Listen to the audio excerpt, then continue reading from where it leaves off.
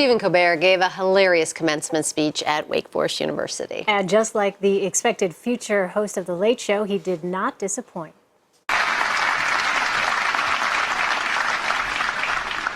Good morning. Oh, what a day. What a lovely day. It's a pleasure to be addressing the Wake Forest graduating class of 2015. I want to start by thanking the administration and the trustees for inviting me to speak. I want to thank them for giving me an honorary doctorate of humanities. I'm a huge fan of humans. I have to thank them for this thing around my neck. There's nothing you want on a chilly day like today than a nice scarf. And I especially want to thank the university president, Nathan O. Hatch, known to you as Nate Dogg.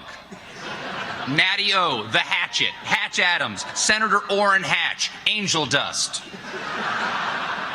And I only made a couple of those up. Of course, we mustn't forget the parents, who to get you students to this day have sacrificed so many things, primarily money.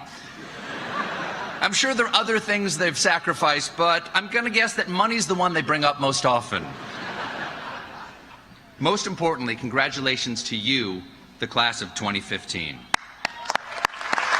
You did it!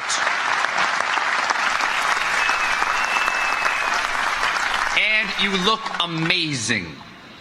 Although it's a little embarrassing, you all showed up in the same outfit. Really, I mean, even all the accessories are the same. Everyone has a black and gold tassel. Or is it blue and white?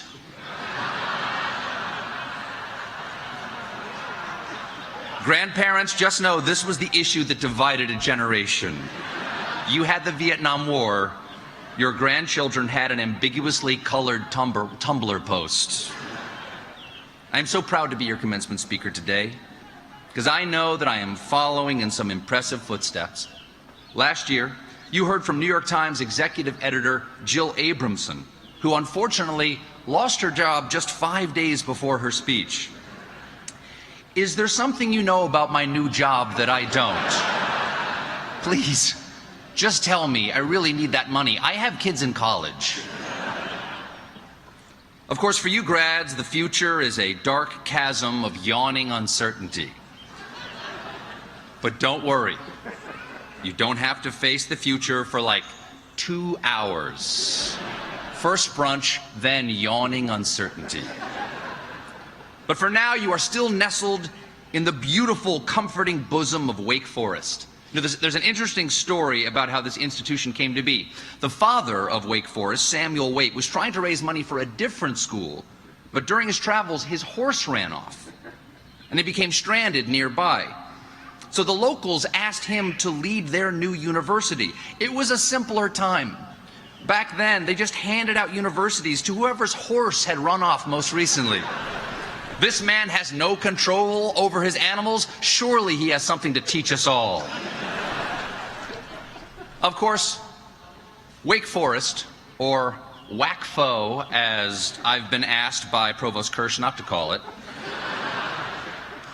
wasn't always the purely academic institution it is today. It was founded as the seductively named Wake Forest Manual Labor Institute. And students spent half their day toiling in the fields. The first class had just 16 students, one of them just 12 years old. But he was a prodigy. He could haul sacks of grain at a college level. Back then, of course, if you didn't get into the Wake Forest Manual Labor Institute, you could always settle for the North Carolina Crushing Toil Academy, which now, of course, is known as UNC. Wake Forest has always been a leader. In the late 19th century, this was among the first Southern schools to teach biology in a lab. Before then, you weren't supposed to learn biology until marriage. In 1962, Wake Forest had the proud distinction of being the South's first major private school to integrate. And yes, they've kept it up. All right. Good. Good. You don't know these days. You don't know. even now, Wake Forest is a trailblazer. You are America's first top 30 school to make standardized testing optional. The implications are huge. Consider this. In a group of 30 applicants, where 15 took the SATs, 10 took the ACTs, and 5 took no test, calculate the ratio between actually forget it, y'all didn't have to know any of that stuff. Still, while Wake has been a trailblazer, this is a school that respects tradition. Traditions like rolling the quad with toilet paper after big wins. And this is actually an eco-friendly tradition because, looking at this season's win-loss record, you guys saved a lot of paper.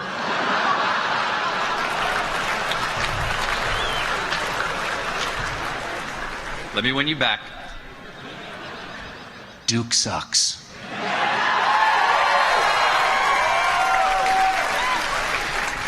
I do want to say one thing that I love about rolling the quad. It really sticks it to the trees.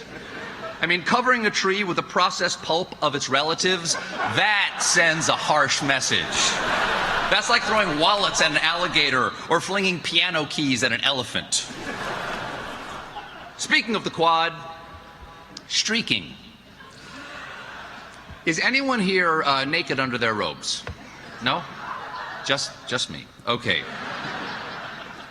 You are the rare school that not only streaks your quad, you also have a 24-hour live webcam pointed at it. Come on.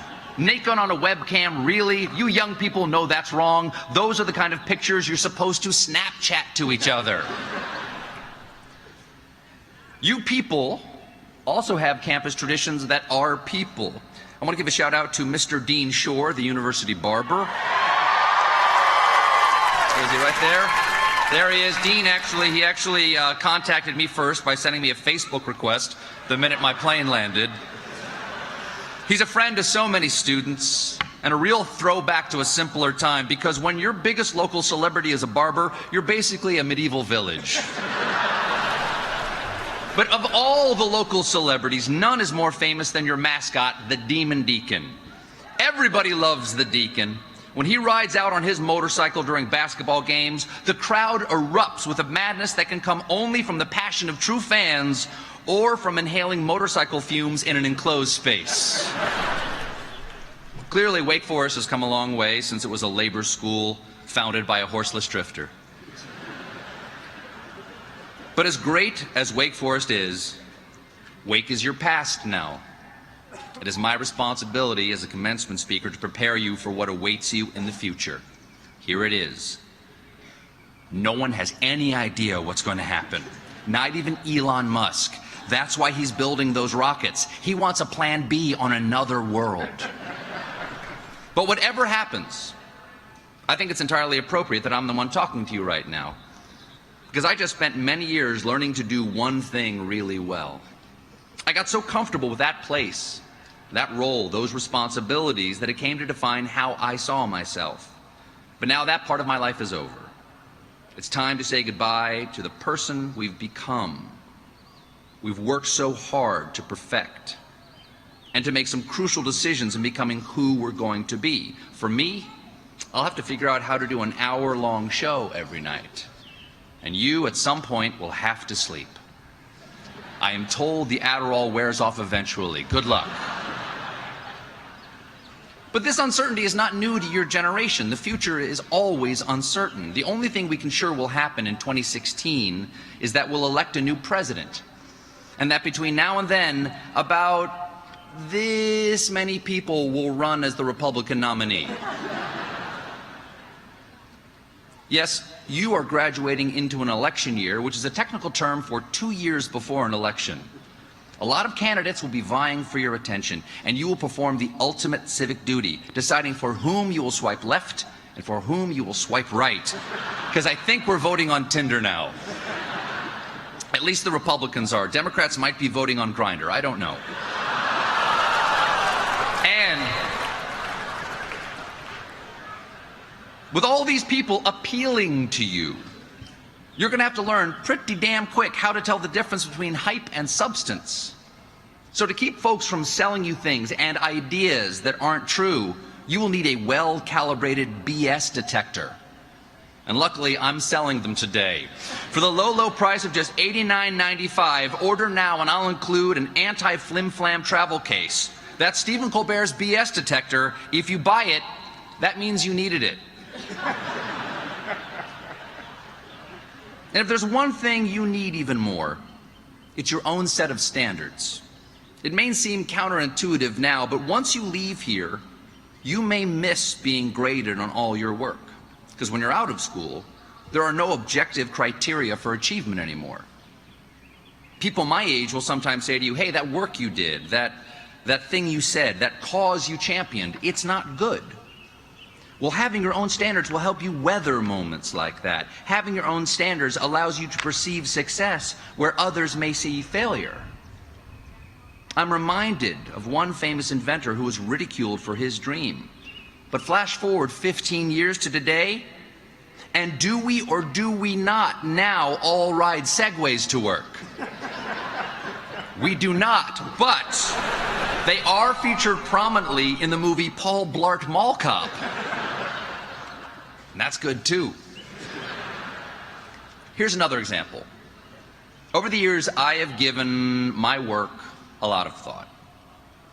I have my own standard for success now. I have a pretty good idea of what jokes will get laughs and a pretty good idea of what jokes may be iffy, but I'm going to say them anyway because I kind of like how iffy they are. And those who have watched my show over the years know I have made that decision many times. But having my own standards is why I could keep going at times when no one laughed, or when I thought the person I was interviewing might throw a punch at me. It's also why the epitaph on my tombstone will probably read, well, I thought it was funny. Of course, any standards worth having will be a challenge to meet, and most of the time you will fall short. But what is nice about having your own set of standards is that from now on, you fill out your own report card. So do yourself a favor. Be an easy grader. Score yourself on a curve. Give yourself extra credit. You have the power. You are your own professor now. Which I know is a little creepy because that means you're showering with your professor. But you have tenure. They can't fire you. So I hope you find the courage to decide for yourself what is right and what is wrong. And then please, expect as much of the world around you. Try to make the world good according to your standards. It won't be easy. Get ready for my generation to tell you everything that can't be done, like ending racial tension, or getting money out of politics, or lowering the world's carbon emissions. And we should know they can't be done. After all, we're the ones who didn't do them. Your job, pro humanitate, is to prove us wrong. Because if you don't prove us wrong, then forget everything I've been saying. And instead, I'd like to leave you with a bit of wisdom I picked up from a documentary I saw this weekend, Mad Max Fury Road. All you young people really need to succeed in the future is a reliable source of fuel and a fanatical cadre of psychopathic motorcycle killers. May you ride eternal, shiny, and chrome. Thank you for the honor of addressing you, and congratulations again to the Wake Forest class of 2015. Love that as shout out. The school's barber, Mr. Dean Shore, got the biggest round of applause. Yeah, absolutely. Pearls of wisdom from Stephen Colbert.